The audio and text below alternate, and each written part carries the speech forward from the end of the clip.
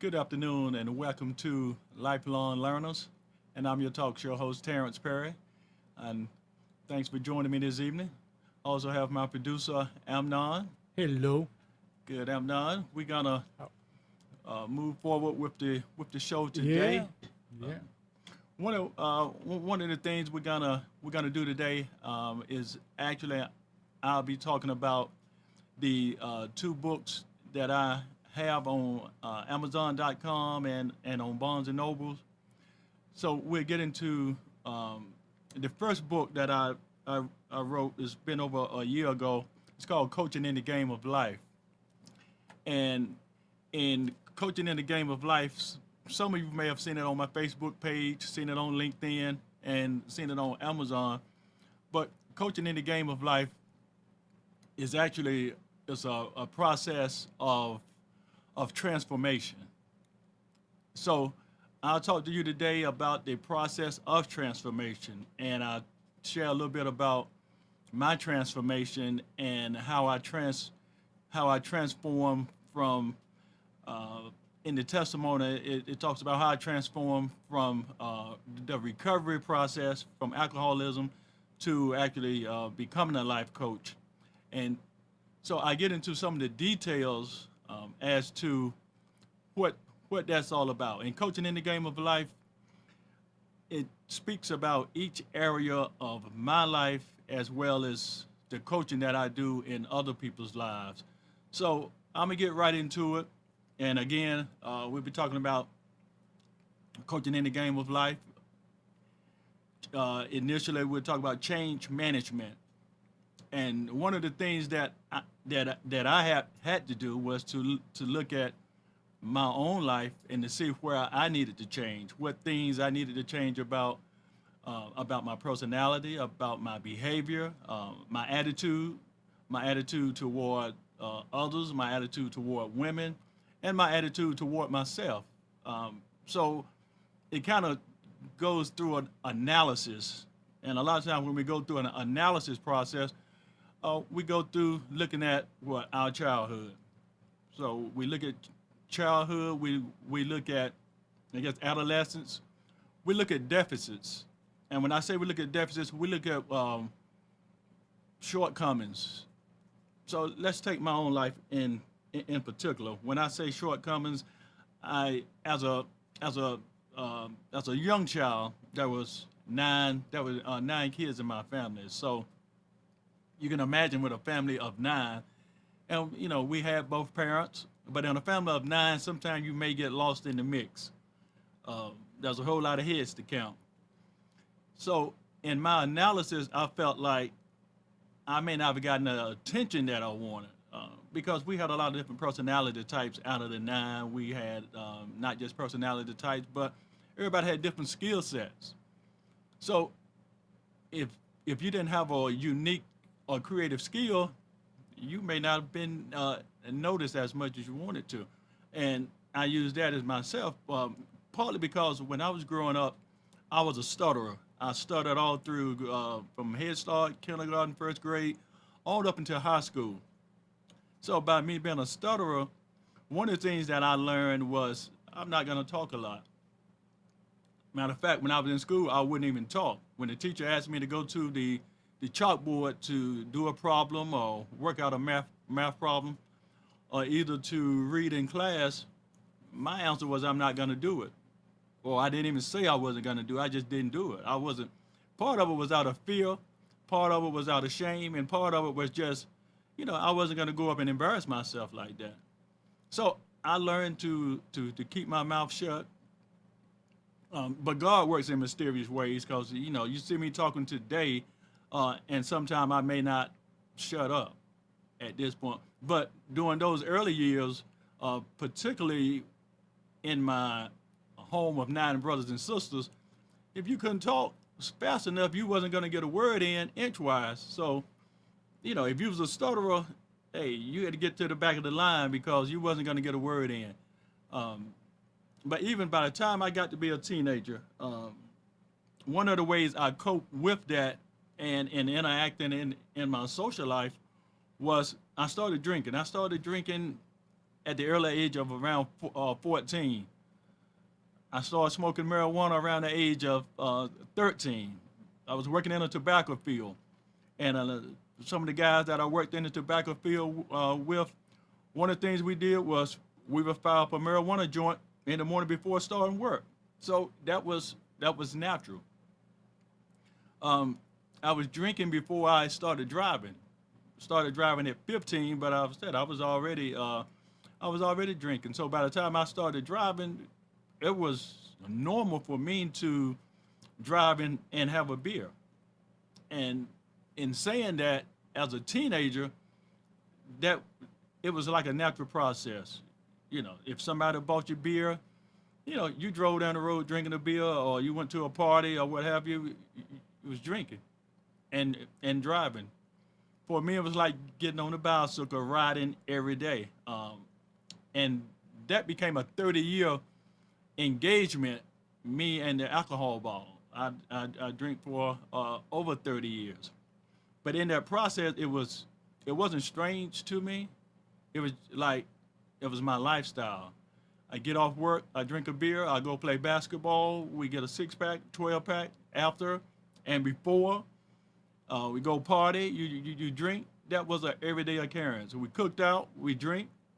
We went to family events. We drink. I drink. So drinking was part of my normal experience. But that experience it became a hazard at some point in my life because I got a DWI in 1995, 1996. Then again in 2009, got another DWI. So that's two DWIs. Now I had to start looking at me. Drinking had become an issue. It became an issue because it started getting me in trouble. Uh, so I had to look at me again, and I had to ask myself, what was I covering up by drinking? Again, I had to do the analysis. It took me back to that childhood. Again, I told you I was a stutterer. Didn't talk a whole lot unless I was drinking. Drinking changed it changed your attitude. It changed your behavior from an intro for me from an introvert to an extrovert. So anybody that knew me during those years, I guess I was sort of an extrovert because they didn't know a lot of times that I had been drinking until we actually started drinking together. But before that, I probably was already drinking before I ran into some of my associates. So I was more of a social butterfly doing that. And then by those years, my stuttering wasn't as bad as I've gotten older. It kind of faded in the background. That was that was something that I asked God to take from me, and He did. The stuttering, for the most part, faded away.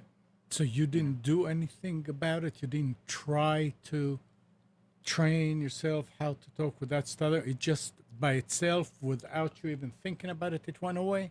No, well, I thought about it, but here's the way I thought about it. When I was growing up, when I was singing, I didn't stutter. When I was talking to the animals, dogs, cats, horses, I didn't stutter. So I realized myself I stutter in social situations with people, and I realized, but I didn't understand it. But I realized that I didn't stutter when I wasn't around people. Like I said, when I'm singing or talking to animals, I didn't stutter. So I knew it was sort of situation. So did Uh, you start seeing people as animals? You know how they say, uh, if you go to speak in front of a group and you're nervous, just imagine that everybody's sitting in their underwear. Did you so start seeing people with a horse head, with a pig head?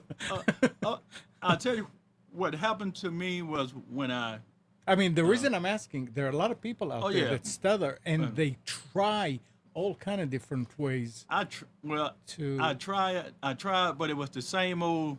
It was the same old song playing in my head all the time. You're gonna stutter when you open your mouth, because I did it from childhood. So I thought every time I opened my mouth, I was gonna stutter again. So that was the negative message that kept playing in my head. But here's the difference. I wasn't going to go to college because I was a stutterer, and I'm like, I wasn't going to college. You made that decision, I or ma- other people made I that? made the decision that Okay, I won't go to college because because of that. I I said, well, I started taking bricklaying in like the eighth or ninth grade. I said, I'm gonna be a bricklayer. I can make good money. I don't have to talk to anybody. I can just do the work, make the money, and I'm good. But I wasn't a good bricklayer. So I ran to my high school counselor and asked her if she could get me in college. And she said, yeah, got me at St. Augustine College. When I got in college, there was a shift. There was a shift because the people who I was with in high school, I was with in elementary school, I wasn't around those people anymore. So when I got on the college campus, I was around people from all over the world. There were people from Africa, California, people from all over the world. They didn't know me, I didn't know them. So I kind of changed my voice a little bit. I got a little bit more animated. And so that was on the college campus, everybody was drinking every day, seemed like. Uh, but the stuttering subsided at that point. It sort of just faded away. So, but to get back to the book, that was partly where the stage was set for what I was going to do. I got involved as a teenager. I was sort of rebellious, doing that. Like I said, I was drinking, partying. I went to college. I was pretty much doing the same thing, but I was getting a college degree. So after college, I went into the field of mental health, working with teenagers. I chose to work with teenagers because that was where my gifts and talents lie, and that was where my experiences were. As a teenager, I was rebellious. Working with teenagers was a natural thing for me, so we kind of got into that, um, and it worked out well. I worked with teenagers for about 20 years, and within that process, again, I was still drinking. When I got off work, I would drink and party at night. I would go to work during the day working with teenagers. We played basketball, football, tennis. We played sports in the rain, so I sweated out. I guess everything that I was drinking at night, I was sweating it out during the day. So I remained athletic. I did that up until, well, actually, I still do for the most part. Still exercise and work out. Um, but getting that DWI was a realization that because it set me back on jobs, on work, and it also got me, I guess, locked up for about 8 hours. I was in a holding cell. Had to go on probation. Had to do community service. Had to spend a lot of money, paying lawyer fees. It wasn't pretty, and it wasn't getting me what I wanted. It was getting me what I didn't want. So I realized I needed to stop and to change my whole who I was and what I was doing. It wasn't an easy process because partly that's what I had been doing since I was 14 years old. Drinking was a part of my daily life. Uh, in the evening, like I said, after exercising, I would drink a beer every day with somebody. To have to stop that was because I got in DWI. I realized I wanted to change. The other part was my faith was stronger. So, with me being more proactive in my faith, I knew that there were some things that I wanted to cut out of my life anyway. Um, and also, along that same time, I was ready to, to transition from counseling youth to actually coaching adults. So I went to the coaching academy and got certified as a Christian life coach. Got involved in the church, and that's when I started the coaching practice. Uh, and along in that process, I was writing a book also. I was writing about my life from that childhood again with 9 brothers and sisters, the stuttering, the drinking, and how that snowball. But it catapulted me into what I wanted to do all the time was life coaching, interacting with other people. I did facilitating classes, speeches. It put me more out into the public limelight, I would say. Something that I thought I would never do. Really, I guess I wanted to do it on the inside, but on the outside, because of the stuttering and whatnot, I knew that wasn't going to be a part of my life and what I did. But God works in mysterious ways. He changed things. So um, I do have, like I said, the book "Coaching in the Game of Life" is available on Amazon.com. That book is also in Barnes and Nobles, and also there's the book is "America Ready to Heal," and we'll talk about that book a little bit later. But I want to segue here um, to go into another direction. I have a guest I want to bring on. Is my guest ready? Um, so, without further ado, I want to introduce to you all today um, a young lady that's unique in her own way. She's very creative, and what she's going to share with you today is going to be an eye opener for yourself as well as others in what a production company is all about, how that works. So we have Sonobia Sharpless. She's the CEO of Head Productions. Zenobia, Hi, Terrence. How are you? I'm great. I'm good. I'm glad That to is see you. How you good. doing? I am doing awesome, doing awesome. All right. Well, listen, I'm about 22 minutes into the show, but we I'm gonna segue to you. Listen, what I want to do. You are the CEO of Head Productions. That's right. Now, that's a production company. It's and you do a stage play. Yes. We not only do stage plays, but we also I write I write all of my stage plays. I also write music as well. And I also play this old lady from Alabama by the name of Wilhelmina. I And want to tell. Wilhelmina travels around to pastors' anniversaries. I do birthdays and different events, just to provide a little bit of laughter, because laughter Uh, is good medicine. It's medicine for the soul. okay. Zenobia, let's take a call real quick, um, because we're gonna have call-ins as we go. And Okay. so, caller, is there a call on the line? All right. I don't hear the caller. But maybe they'll call back. If they call in, we'll kind of stop and let them come in That'll and be and just fine. but like you said, you do a host of things yourself, and I want to talk to you a little bit more about that a little later. But before we talk about the different things that you do in the production, just tell us a little bit about who you are, a little bit about your background, and how you got into uh, production and stage plays. Okay. Well, I've actually been writing all of my life.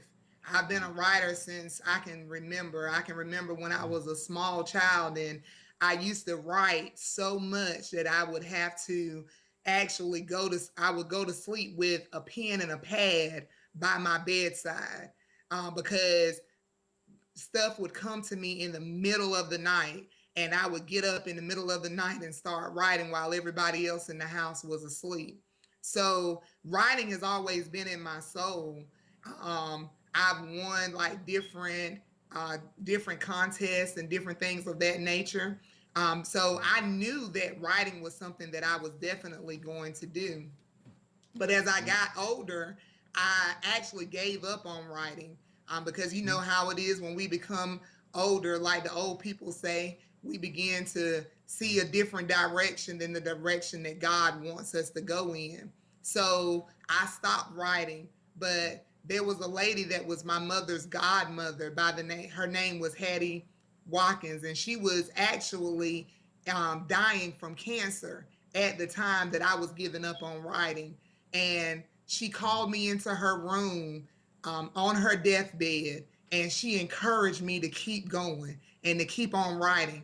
And from there, that's how I got the name Hattie Mae Productions, because I thought that it was right to give her the production company a name, that it was from her, because it was her that spoke life back into me. So I started writing productions, and here we go. Here we are from there. Uh-huh. Uh, that's how Hattie Mae Productions actually got started. So now, who is Wilhelmina? Is it Wilhelmina from Alabama? Are That you is it. are you from Alabama? No, Uh, sir. I'm from the big city of Maple Hill, North Carolina. Okay, Maple Hill, North Carolina. That is Okay, correct. I'm from the big city of Maple Hill, North Carolina. I don't know if you've heard of that or not. But I heard Wilhelmina, of when I first started doing that character, Wilhelmina, was almost 18, maybe 20 years ago. And I was doing her just at birthday parties. A friend of mine that did different types of dance, he actually encouraged me. He was like, "You a little comedian, so why don't you start, it. actually putting that to work?" So I put on a wig, and the two of us would go around, and we would tell the story about. During Black History Month, we would tell the story about Africa, and I would do the comedy, and he would do the dance. And from there, Wilhelmina was born. Give So me. I started doing birthday parties and different things of that nature. And after I started my production company, that's when people really started to grab hold to Wilhelmina. And so now she's almost a household name. So let me ask you about Wilhelmina. Give me a description of what she looks like. Paint paint that picture of Wilhelmina to Well, us. Wilhelmina wears her glasses. She wears her hat, her church hat, because she's in the church, but she drinks a little bit. She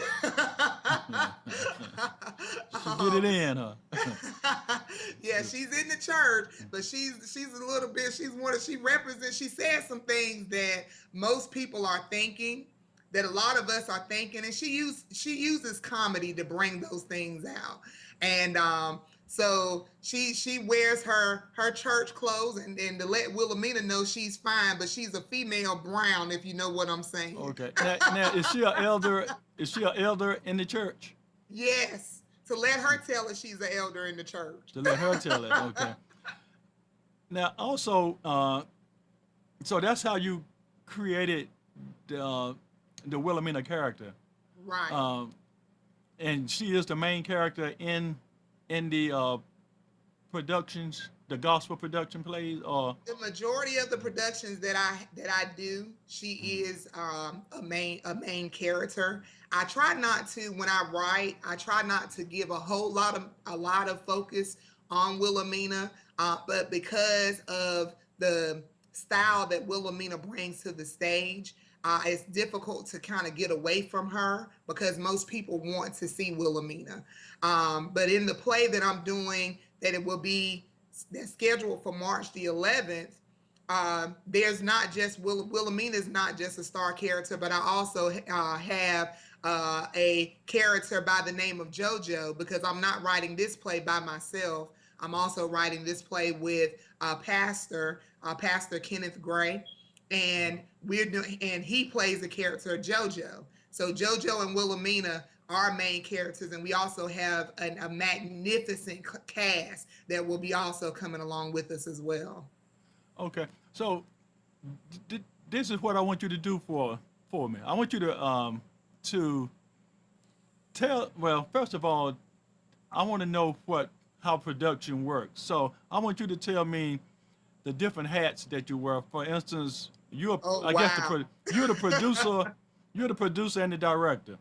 Yes, I'm also the writer. So Okay, the so majority of the time, this play that I'm doing in March, this is my very first play that I'm doing, that I have someone that is side by side with me writing every single thing.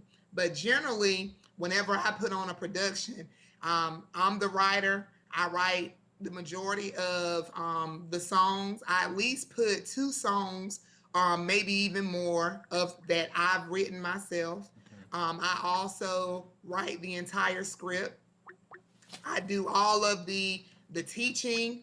the directing, all of that, because it takes all of that in order to actually produce a great play that people are going to love. Okay. It's more than just what happens on the stage. So Novia, let's see if we can take this call. Is there a call on the line? Is there a call on the line? The caller have hung up again. So if you Well, hopefully call, soon they'll uh, get through. so if you call into the show, stay on the line until until we answer. We're gonna answer and when we get you on. Um, but that way, and anybody else that want to call in at 919-518-9773. Again, that's 919-518-9773. When you call in, stay on the line. We get to you. You'll be in a chat room, so we may have to we get one person at a time, and we'll keep it moving that way. So Nobia, again, you said you were the producer, director. Now explain the difference in the producer and the director. But being that you're both people, how do you separate yourself as the producer and as the director? Because from what I understand, the director handles the creative side of the Right. production, and the Correct. producer handles the financial and the management That's side correct. of it. So That's correct. how do you separate yourself to do that? And you're the writer. You go all in. Well, it's something that it's really it's a difficult task, but then it's an easy task because it's difficult because you're having to wear so many different hats, but then it's an easy task because it's something that I love to do. As the producer, I do handle the management side because it's not something that's inexpensive. It's expensive to step on a stage, and it's you have to be concerned about tickets. You have to be concerned about is the lighting right. You have to be concerned about the financial side. You have to be concerned about making sure that all of your actors and your actresses, your stylists, and all of that stuff is done before you even go to the stage, because everybody has to have direction and they receive all of that direction from the person who is producing the play. So I have to take the hat off of the writer, and then I have to get a little bit of business side to me in order to be able to let this person know this is what you need to do, to let the photographer know we need you at this point or we need you at that point. So that's what I do as the producer, is that I make sure that all of the business stuff is taken care of, making sure that that everybody is on time, to make sure that the stage manager has everything that they need to make sure that the stage is correct. Everything is, we have chairs and tables, enough lights and enough this and enough that, so that when we hit the stage we don't have a problem. As a director, I have to make sure that all the jitters are out. That because everybody that's acting with you, they're not going to get on. They don't have that. They may not have that confidence. So as a director, a lot of times I spend a lot of time with my people because I want my people to be able to produce.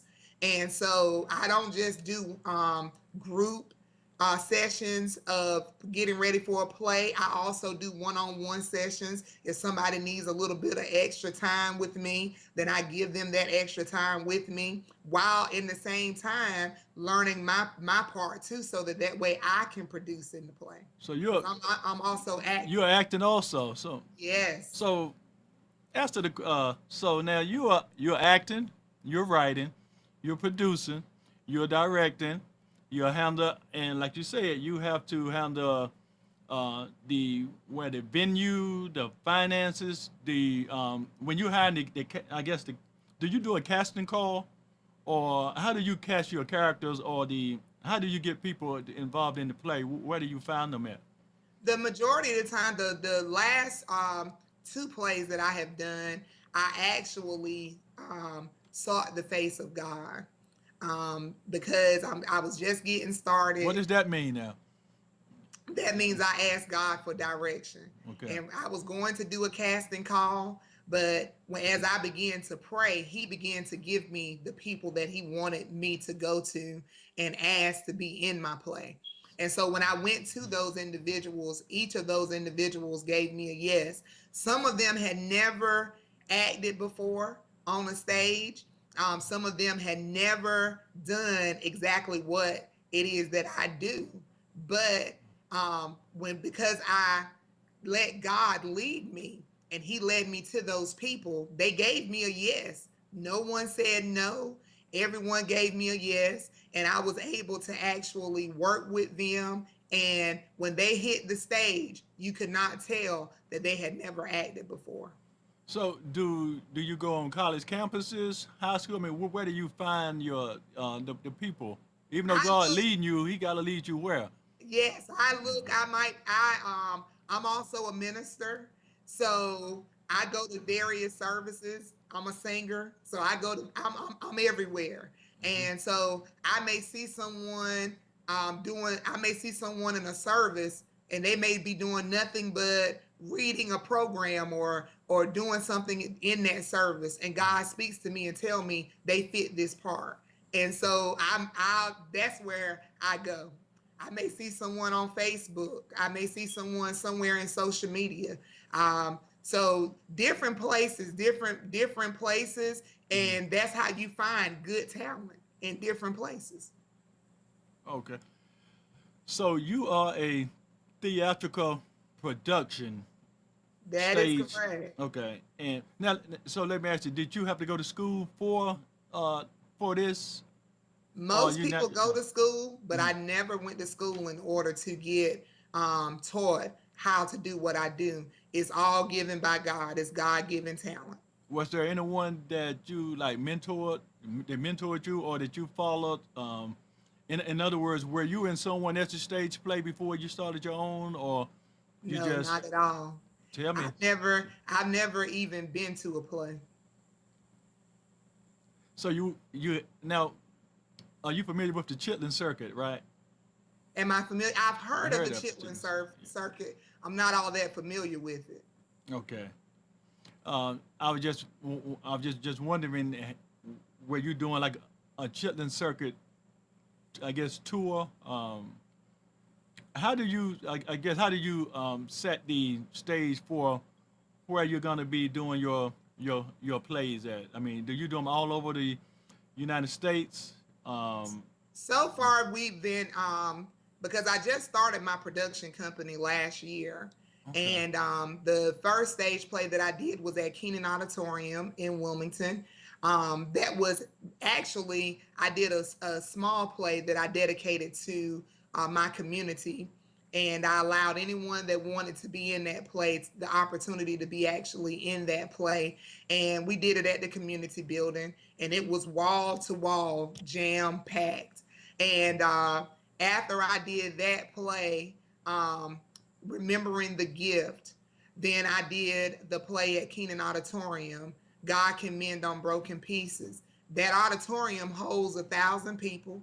We were close to filling that auditorium. We had close to, I want to say about 650 the 700 people that were there for the first play that I did, which is a huge start for someone who is just getting started. Right. I think that was just phenomenal because there's people that have been doing what I do for a long time that have not been able to accomplish that task. But for God to give me the availability to be able to accomplish it the very first time that I set out to actually do a stage play that big, to me, that is just phenomenal. And I'm just so grateful for that.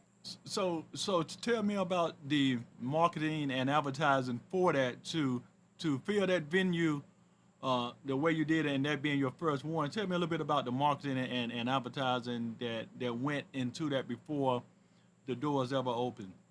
Well, anytime that you do something this big, it's not just the me thing. The people that stand behind you, the people that some people never hear about or never see, those people actually help to make you who you are. I have a great staff, a very great staff. My promotion is mainly handled by Miss Charity Pickett. We try to hit all different places and different areas in order to not just churches, but we try to hit different communities, stores, and different things, just trying to make sure that we get the name out. Um, I also have an awesome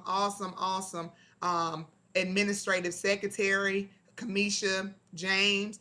They make sure that the paperwork and all of that different kind of things are done, and so those people help to encourage other people to help. And I come from a phenomenal community. Maple Hill community has actually stood by me, and I'm grateful for that. So they have helped me to get the word out, because they may be someone that you know that I don't know. And so if you tell 10 people, and then those 10 people tell 10 people, and then those 10 people tell 10, before you know it, you have a coliseum full of people. All right.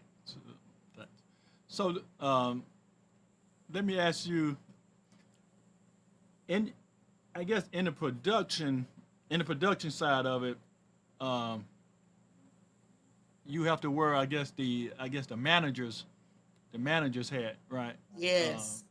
and well, one of the things I want to ask you about was the costumes. How do you pick out, or who designed the costumes? Do you all? Because I mean, if you're from that area, y'all might be doing a lot of sewing clothes yourselves. And how do you all put the costumes together, and who's I actually responsible for that?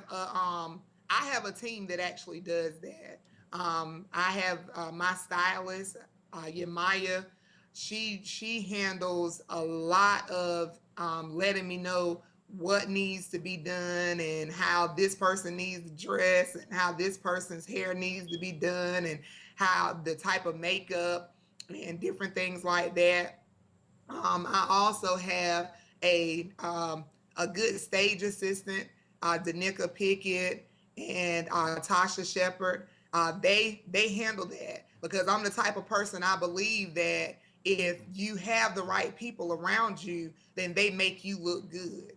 I hear They you. do. They make you look Mhm. good, and they definitely make me look really, really well in what I do. So tell us a little bit about how people can get in touch with you, if they want you and your company, to perform for them, to do a stage play. How do they get in contact with you? Well, if anyone wants to get in contact with me, generally what that person would be able to do is that they would actually be able to contact us at our Hattie Mae Production office line. Our Hattie Mae Production office line number is 910-471 5684. They also can contact me directly at I have a address, post office box 132 Maple Hill, North Carolina 28454, or they can go to Hattie Mae Productions at gmail.com. And that's also a way of getting in contact with me as well, so that way, if they want to get in contact with us in order for us to be able to perform at a venue, if they want me to come sing, they can also contact my promotional team, which is Charity Pickett. They can contact her at 910-685-0786, and we'll be glad to come out or do whatever it is that we can in order to be able to make your event spectacular. All right. Uh, so let me ask you a little bit more about the process. How do you secure funding for this type of production? How do you is when you all are putting this well when you're putting it together with your team? It sounds like you got a strong team of Yes. supporters. But how do you all rally together to get the funding for such a major production? Everything is done by sponsorship. I've been blessed that so far we haven't had to do a whole lot of trying to get loans and different things of that nature, and put ourselves in the hole. Right now, the play that we're currently working on, this battle belongs to God. Pastor Gray and myself, we're looking for sponsors. So if someone wants to be a sponsor, they can definitely. You don't have to be a business. We're looking for sponsorship through religious organizations, individuals, because the play that we're doing is not just a normal stage play, but we're not going to just entertain, but we're also going to try to be a blessing to different organizations. We want to try to be a blessing to breast cancer awareness. We want to give a donation to the homeless, to lupus. There's also a grandmother whose daughter, her daughter died in a car accident, and she's been left to raise her grandchildren. And we want to be a blessing to her. So, in order for us to do so, we want to be able to have some things already set in place before the play even touches the stage. So, we're going to be doing sponsorships. Those sponsorships are going to be, a person can be a silver, a gold, or a platinum sponsor. And if they want to be a sponsor, they can give us anything from $10 to $25 in order to be a silver sponsor. From $26 up to $99, they can be a gold sponsor. And then from 100 and up, they can be a platinum sponsor. Now, We Zenobia, list. tell me a little bit about the sponsors when you're saying that platinum, gold, silver. Now, what does that mean But to us? We don't. I mean, I don't know what that means. I oh, know I'll you're be saying glad more to dollars explain per that. is Yeah, more if dollars. they are a sponsor of the play, Mhm. then what we do is that their names are listed as whatever sponsorship packet they represent, whether it's silver, gold, or whether it's a platinum sponsor. They'll be listed on our program the night of the play, so that way they can be recognized for what they have given in order to be a giver to this actual production. The platinum sponsors, however, will not only be listed on the program, but we also will have our announcer giving recognition to those individuals by actually announcing their names during at the beginning or at the end of the play as well. So they'll be recognized for giving, and it's also a tax write-off as well. Okay. So is your production on? Is it a nonprofit No, it's for organization? Is it a profit. for-profit But this production company? event that I'm doing for March the 11th is something that we're doing in order to be a blessing and sow a seed into the lives of others. Okay. So tell me again about the play that you all are doing now. This is not one that you typically do yourself. This is Exactly. in you're co-producing Right, and directing. exactly, exactly. I have someone working with me on this play. Like I said previously, Elder Kenneth Gray. We got together and we actually wrote a play on spiritual warfare. And the title of that play is This Battle Belongs to God. I think that this play is going to be a huge success. Like I said, we're not going to just entertain because we have Wilhelmina in the play, we have JoJo, we have a terrific cast of more than 13 people that are also going to be in this play as well. The songs that are in this play are from my CD that will be released on February the 27th, hopefully in 2017. So we got together some terrific people, and we're going to be a blessing to these organizations. And then we're also going to entertain people and then also give them something that they can feast off of as well. Okay. So now I'm assume that you're a gospel singer. Yes, Okay. yes, I could I am. assume R&B now, but I said. So where did you get the R&B from? I mean, you could. Wilhelmina might want to do a little R&B. Yeah, that's You Wilhelmina. know, I'm Sonobia today. Okay. So I don't know who's and the album is Sonobia's album, right? Yes, it's It's Zenobia's okay. album. Maybe Wilhelmina come out with her one in 2018, but 2017, I want that to be my year. But tell me a little bit about your I mean the album. What what type of gospel songs or would you label every song on the album as gospel, inspirational? Some people don't like to be in that box. Well, my music gospel. No, it's everybody's music. Yeah, and What's your that's music? why I wouldn't put myself into that type of box. And the reason why I wouldn't put myself into that type of box is because I'm a old soul, but I'm young at the same time. So I grew up listening to, that old gospel music, and I love that old gospel music because that type of music is our foundation.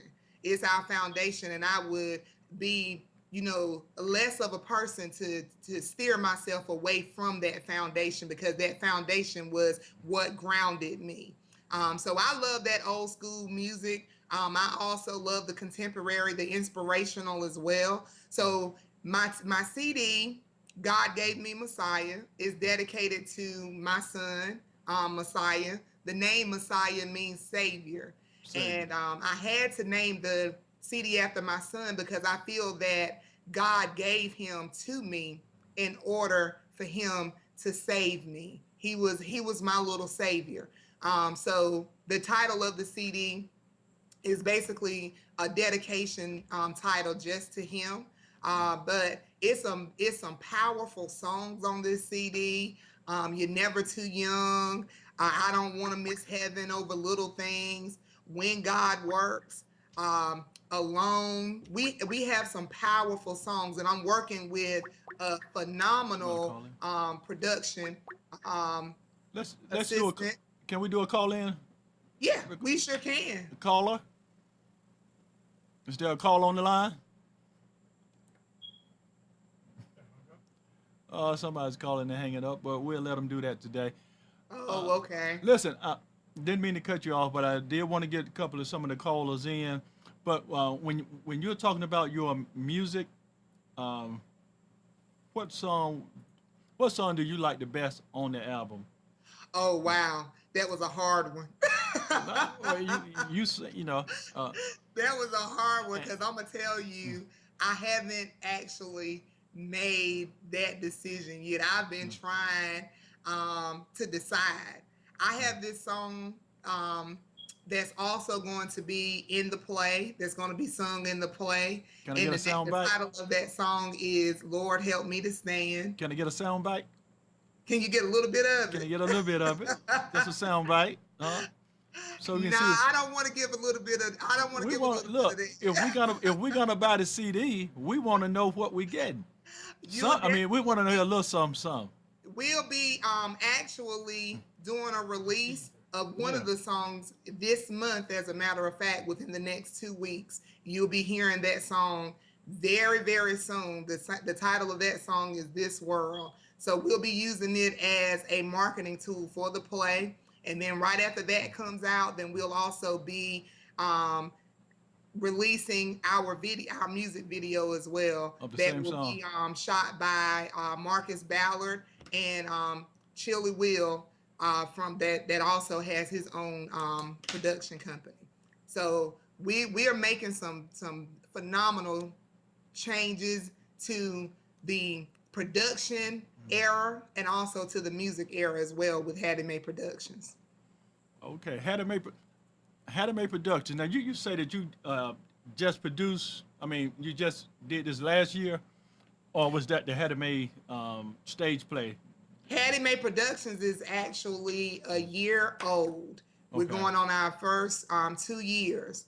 And that's why I say we've been blessed, because in our first 2 years, we have actually set the bar, because we've done some things that a lot of production companies probably didn't get a chance to accomplish in their first 2 years. And I'm grateful for that. I'm grateful for all of the supporters. I'm grateful for those that call me and ask me, can they get Wilhelmina? Those that actually call me and ask me to write small plays for their churches, Christmas play, or because I do that as well. I write small plays and go into churches and in order for them to perform them. I write plays. I'll go into the schools and write plays. So I'm so grateful that people have allowed Hattie Mae Productions to be a part of whatever thing they're doing, whatever function, whatever event that they're doing. I'm happy for that. And I seen a couple of the, I guess, the short video skits. I think just pieces of them. Is that, Yeah. are they on YouTube too? Yes. Yes, they also can find Wilhelmina on YouTube. Soon we'll be on iTunes. They also can go to Facebook and go to Hattie Mae Productions on Facebook and like us on Facebook. And we post every single event that we do as a thank you to the venues that allow us to come in. Thank you to the communities, the churches, the families that have allowed us to do their family reunions and different things of that nature. We make sure that we give them credit where credit is due on our page. So we make sure that we post a flyer or we post just a thank you, just to let people know that, look, we're going to this event, so that way we can let people know that people are actually patronizing us. All right, and this is Sonobia Sharpless, the CEO of Hattie Mae Productions.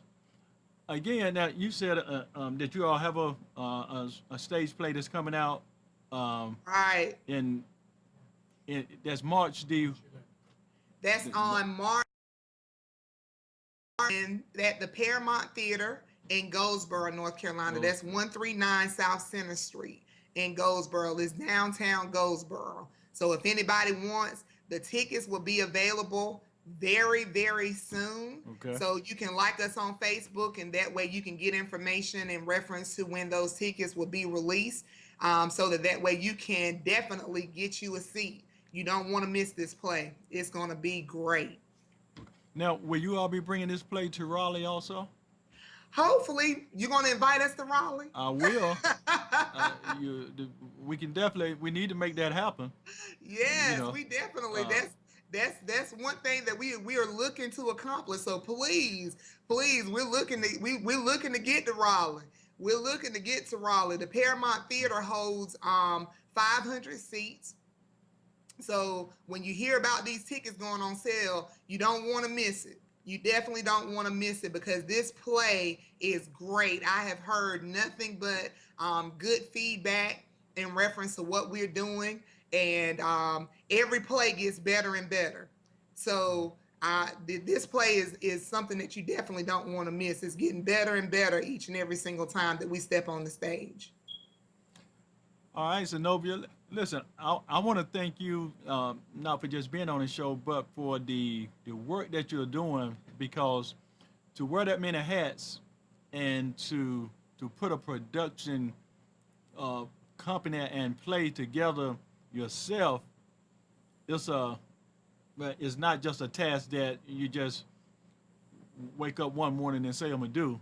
Exactly. It's a lot. Evidently, there's a lot that goes into that. There's a lot that we didn't touch on today, but you did break down the different roles of the producer, the director, and finding cast members, finding costumes, the venue that you're gonna have it at, and having your stylist. It's a whole breakdown of things that you have to roles that you have to take on and things that you have to do. It ain't just like talking about it, making it happen. So, Right. but I'm glad that you shared that. So others that may want to do something along those lines have an idea of what all goes into something like this. So it's a major task. I want to thank you for the work that you're doing. Amnon got a question. Yeah, a real quick one, Zenobia. Yes. Which musical instrument do you play in the play? None. Oh, we got one, huh? So we got one thing you don't do, huh? You don't do a That's musical one instrument. thing that I don't do is that I don't play instruments. But hopefully one day someone with a whole lot of patience. I mean, they're gonna have some patience now. A whole lot of patience will sit down. Hopefully Sharon, the one who does all of my music with Sweet Keys Productions, hopefully he'll be gracious enough to sit down with me one day and teach me how to play. Play an instrument. Now, let me ask you on the way. How old is your son? My son is 11. 11. Now, is he in the play, or does he have a role also? He's not quite there yet. He I just recently found, because he's a little quiet. He's not like me. I'm as you can tell, I'm out here. But he's very quiet and reserved. So I just recently found out that he loves writing music and stuff. So hopefully I'm gonna tap into that, and I'll be sitting down with him, and hopefully maybe me and him can actually sit down and write some things together. Because he's a little writer too. He loves music and all of that. And I knew he loved music, but I didn't know that he liked the writing field and that he had actually received that talent as well. So I'm Okay. excited about that. Because like Sanford and Son, hopefully I can pass the torch on over to him. Like, sir, I'm gonna leave that alone. You talking about like Sanford and Son? Okay. But listen, again, I want to thank you for being on the show today. Sonobia Sharpless, and she's the CEO of Hattie Mae Productions. We look forward to the play that's coming and all the other things that you do have going on. Hopefully, we'll be in touch. I definitely want you in Raleigh, so anything we can do to make that happen, let's Let's see make what it we can do to happen. make it I'm ready happen. for it too.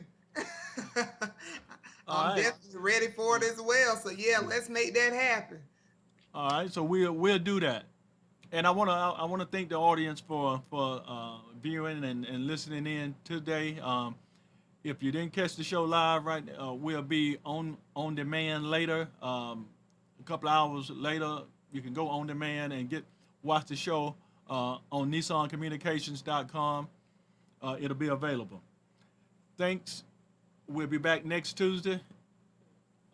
Live, love, laugh, and enjoy. Have a good evening. And you.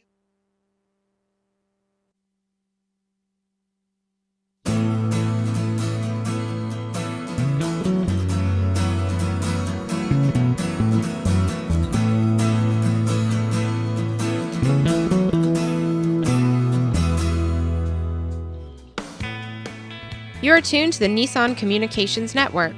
Our weekly lineup of call-in programs includes Computers 2K Now with Amnon Nissan, My Life, My Will with Gisela DiCarlo, The Tanya Love Show, Health Then with Debbie Bruck, Breaking Free with Marilyn Shannon, Triangle Be Well with Howard Jacobson, Lunch and Learn with Rabbi Yisrael Cutler, Lessons of Vietnam with NCVVI members, Current Affairs with Amnon Nissan.